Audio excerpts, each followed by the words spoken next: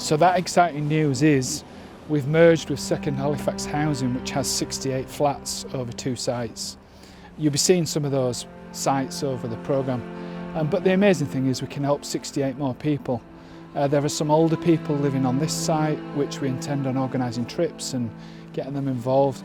But the main thing is that we listen to our residents and they help shape the future of our charity.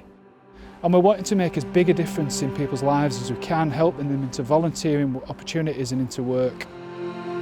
So we want to help our residents to build a stronger community so that people are happier and they're living in places where they actually want to live and choose to live. And one of the ways we're going to do that, first off, is we're going to do a general needs assessment amongst all our residents to find out what needs to be done, how we can help people.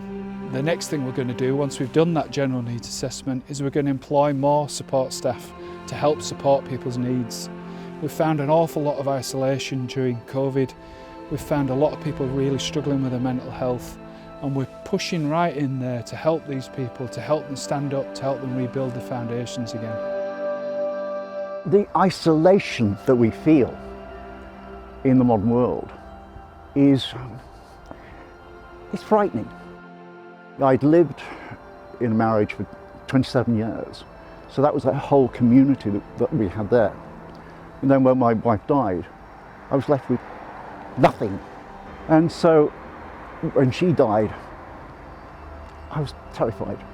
To be in isolation and not just have a few people to talk to might be okay for some people, but I think community is very important.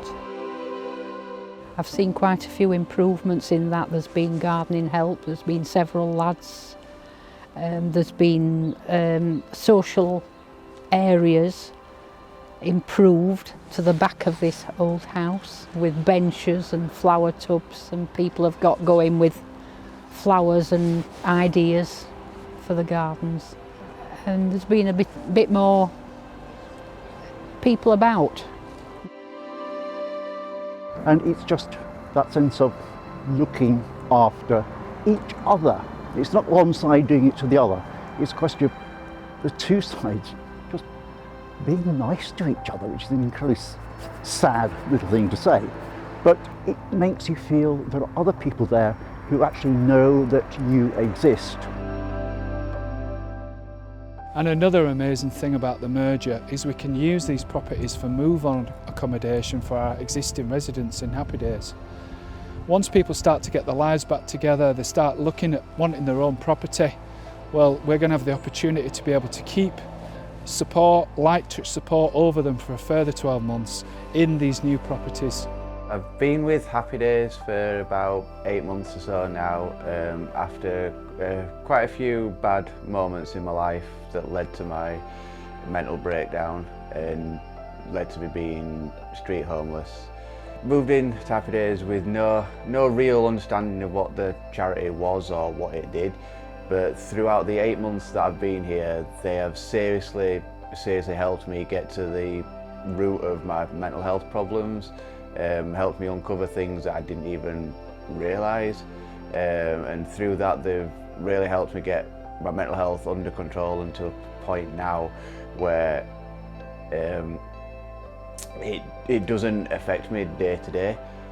I moved on into this accommodation 3 weeks ago, which is basically it's a Happy Days move-on property where people like me, when they're able to integrate really back into society, and it's just nice to have my own space where I can just be myself, be with my own thoughts, but not in a dark way like I used to.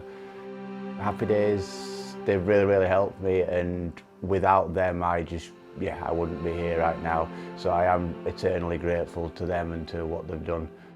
So we're so excited about this merger and the future. We don't want to see anyone homeless in Calderdale or Kirklees, and we want to make as big an impact into creating great communities as we can.